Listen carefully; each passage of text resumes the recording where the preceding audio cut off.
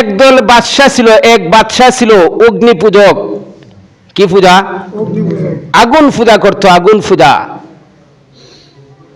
বাদশার দরবার একটা গণক ছিল,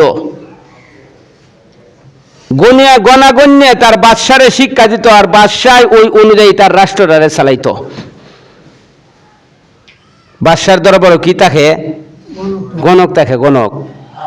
তখনকার বাদশার দরবারও, এখনকার বাদশা না, এখনকার বাদশার দরবারে গুন্ডা থাকে। কি থাকে? গুন্ডা। গুন্ডা দিয়া রাজত্ব করে। আশেপাশে কি আছে? গুন্ডা বাহিনী আছে। আর তখনকার বাদশার দরবারও গণক থাকতো, গণক।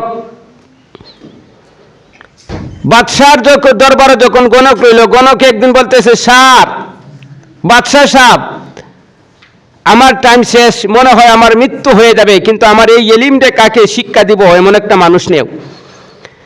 বাদশাহ যাচাই বাছাই করিয়া দেশ থেকে একটা ছেলে বাছাই করলো, মেধাবী ছেলে। তার নাম হইল আব্দুল্লাহ ইবনে তামুর রহমতুল্লাহি আলাইহি। নামটা কি? আব্দুল্লাহ ইবনে তামুর রহমতুল্লাহি আলাইহি। ছোট্ট বালক, মেধা বড় শক্ত। বাদশার দরবারে তাকে, বাদশার দরবারে গা খায়, গণকের কাছ থেকে কিছু গণক বিদ্যা তার ভিতরে নেয়। কি বিদ্যা নিতেছে? গণক বিদ্যা যারা অর্জন করে, গণক বিদ্যা অর্জন করা কুফুরি। কি কুফুরি? দেখবেন হাত দিলেই গণাগণ্য কইলায়। যে বিশ্বাস করবে তার ঈমান সাথে সাথে চলে গেছে। নাউজুবিল্লাহ বলেন। ভবিষ্যৎ কে বলতে পারে? আল্লাহ ছাড়া ভবিষ্যৎ কোন নবীও বলতে পারে, কোন নবীও বলতে পারে না। আরে গণাগণ্য কইছে, তোমারও একটা বিপদ আছে, এ কি আল্লাহ হয়ে গেছে? তাহলে যে বিশ্বাস করবে ঠিকই বলেছে, তার ঈমান থাকবে না। এই গণকি বিদ্যা আব্দুল্লাহ ইবনে তামুরের ভিতরে নেই। বাদশার দরবারে যাওয়ার সময় একটা পাদ্রীর, খ্রিস্টান পাদ্রীর গির্জা রাস্তার মধ্যে পড়ে। যাওয়ার সময় কিছু সময় দেয়, আসার সময়ও কিছু সময় দেয়। দিতে দিতে গণকের বিদ্যাও তার ভিতরে ঢুকছে, আর পাদ্রীর এলিমও তার ভিতরে, অর্থাৎ কুরআনি এলিম, আল্লাহর প্রদত্ত এলিমও তার ভিতরে কয়টা ঢুকছে? দুইটা তরফ আছে। কয়টা তরফ? দুইটা এলিম তার ভিতরে ঢুকছে। একদিন রাস্তা দিয়ে যাওয়ার সময় তাফসিরের কিতাবের মধ্যে ওই হক্কানি, তাফসিরে হক্কানির মধ্যে আল্লামা শামসুল হক ফরিদপুরি রহমতুল্লাহি আলাইহি লিখেছেন, রাস্তার পাশে একটা সিংহ রাস্তার মধ্যে দাঁড়ায় রয়েছে। ওই সিংহটার কারণে এই পাশের মানুষ ওই পাশে আসতেছে না, এই পারের মানুষ ওই পাশে যাইতে পারতেছে না। আব্দুল্লাহ ইবনে তামুর বলে, কি হয়ে গেছে? বলে, সিংহ তো আমাদেরকে ডিস্টার্ব দিতেছে, ডিস্টার্ব। আব্দুল্লাহ ইবনে তামুর বলে, এই আমার সময় আসিয়ে গেছে, আমার ভিতরে দুইটা এলিম আছে। সুবহানাল্লাহ বলেন। একটা হইল আল্লাহ প্রদত্ত এলিম, আর একটা হইল গণকের এলিম। কোন এলিমটা সত্য আমি যাচাই করার সময় আমার হাতে আছে। একটা কঙ্কর নিল, নিয়ে বলতেছে, গণকের এলিম যদি সত্য হয়, এই কঙ্করটা নিক্ষেপ করার সাথে সাথে সিংহ মরবে না। যদি আল্লাহর এলিম সত্য হয়, তাহলে গণকের এই ডিলটা নেওয়ার সাথে সাথে সিংহটা মারা যাবে। কি হবে? এই বলে একটা ডিলটা যখন মারছে, সিংহটা সাথে সাথে মারা গেছে। কি বুঝলেন কোনটা সত্য? আল্লাহ প্রদত্ত। ঘটনাটা যখন ছড়িয়ে পড়লো, কি বুঝেন বাঙালি যদি একটু শুনে তখন লাইন ধরে।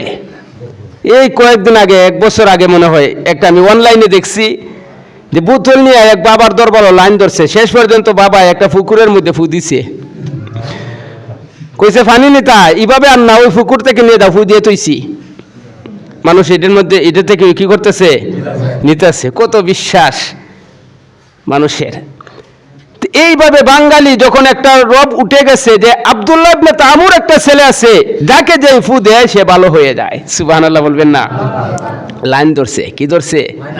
লাইন ধরছে। বাদশার দরবারও একজন আসিন, এক বেটারি, এক চোখ নাই, এক চোখ কানা আর এক চোখ ভালো। বলতেছে আব্দুল্লাহ ইবনে তামুর, আমার চোখটা তুমি ফু দিয়ে ভালো করিয়ে দাও। কি করে দাও? বুঝি তোমাকে দেওয়া যাবে না, তুমি বাদশার দরবারের লোক, বুঝি দেও, বাদশাহ জানবে না। একটা শর্ত হইল তুমি ঈমান আনতে হবে। কি আনতে হবে? ঈমানদার হইতে হবে। বুঝে হ্যাঁ আমি ঈমানদার হব। ঈমানদারের শর্তে তাকে ফু দিছে, ভালো হয়ে গেছে, ঈমানওয়ালা হয়ে গেছে। কয়জন ঈমানওয়ালা? 3 জন। কয়জন?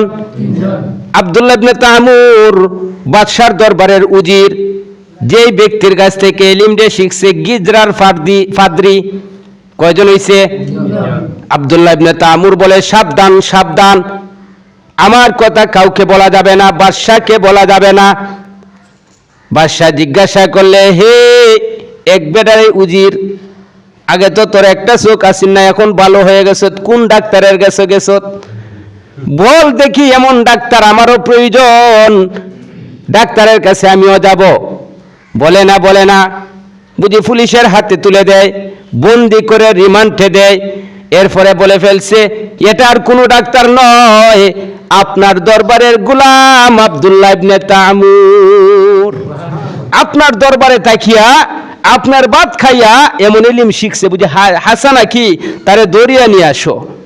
সুবহানাল্লাহ কইতেন না? তারে কি করে নিয়ে আসো?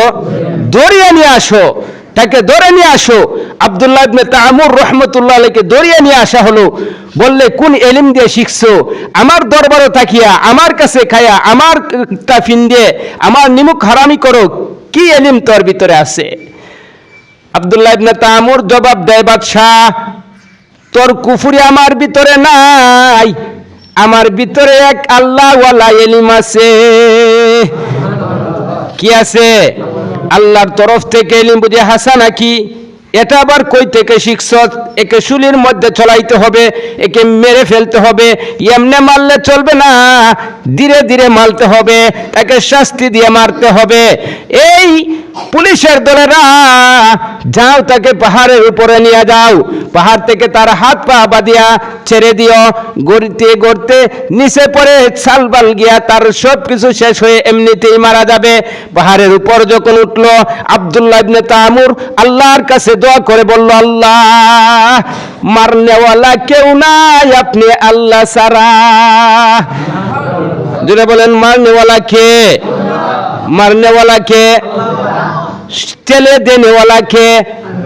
মেয়ে দেনেওয়ালা কে? না শাহজালাল সাহেবের মাজার কে? আল্লাহ। আল্লাহ ছেলে দে, আল্লাহ মেয়ে দে, আল্লাহ মারে। বুঝি মারনেওয়ালা আপনি আল্লাহ। আল্লাহ পাক রাব্বুল আলামিন এমন একটা ভূমিকম্প দিয়েছে, যারা গেছিল সবাই ওই পাহাড় থেকে পড়িয়ে মারা গেছে। সহি সালামত আব্দুল্লাহ ইবনে তামুর বাদশার দরবারে উপস্থিত হইছে। বাদশার দরবারে, বাদশাহ আইছি, আমার সাথীগুলা বুঝি সবাই মারা গেছে, মরসত না তুই? বুঝি না। বুঝি কই আসস রে? নৌবাহিনী তাড়াতাড়ি আসো, তারে জাহাজের মধ্যে নিয়ে একেবারে সমুদ্রের মধ্যস্থলে নিয়ে হাত পাও বাঁধিয়া সমুদ্রে ফেলে দিবে, আর এমনিতেই বড় মাছ তাকে খেয়ে ফেলবে। সমুদ্রের মধ্যস্থলে নিয়ে যাওয়া হলো, হাত পাও বাঁধা হলো। আব্দুল্লাহ ইবনে তামুর আল্লাহর কাছে দোয়া করলেন, সমুদ্রের জলোচ্ছ্বাস সৃষ্টি হয়ে গেল।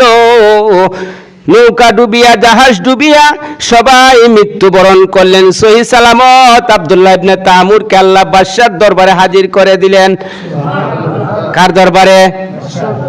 অনেকগুলা কৌশল করছে, মারতে পারে নাই। তাফসিরে হক্কানির মধ্যে আল্লামা শামসুল হক ফরিদপুরি রহমতুল্লাহি আলাইহি লিখেছেন, অনেকগুলা কৌশল করার মারতে না পেরে এবার তাকে জিজ্ঞাসা করলে, এ আব্দুল্লাহ ইবনে তামুর, কিভাবে তোকে মারা যাবে বল তুই দেখি। বুঝি একটা পদ্ধতি আছে। সুবহানাল্লাহ বলেন। কয়টা পদ্ধতি? একটা পদ্ধতি আছে বাদশা, এই পদ্ধতি ছাড়া দ্বিতীয় পদ্ধতিতে আমারে মারা যাবে না। পদ্ধতিটা কি বল? বুঝি ডুল দিতে হবে, এলাকা জানাইতে হবে, অমুক দিন অমুক সময় মাঠের মধ্যে আব্দুল্লাহ ইবনে তামুরকে শুলির মধ্যে চড়াইনো হবে, ডুল দিতে হবে। দেশের সব মানুষকে জানাইতে হবে। এরপরে যখন আমাকে চুলের উপরে রাখা হবে, বাঁশের উপরে রাখা হবে, আমার তলের মধ্যে একটা তীর আছে, ওই তীরটা তুমি নিবে, নিয়ে বলবে আব্দুল্লাহ ইবনে তামুরের রবের নামে তীরটা মারতেছি। সুবহানাল্লাহ বলেন। কার নামে? রবের নামে। রবের নামে তীর মারতেছি, রবের নামে, আব্দুল্লাহ ইবনে তামুরের রবের নামে। সবাইকে জমা করা হলো, বুঝি গেছা তাই হোক, যাই হোক না কেন, তোকে আমার মারতে হবে।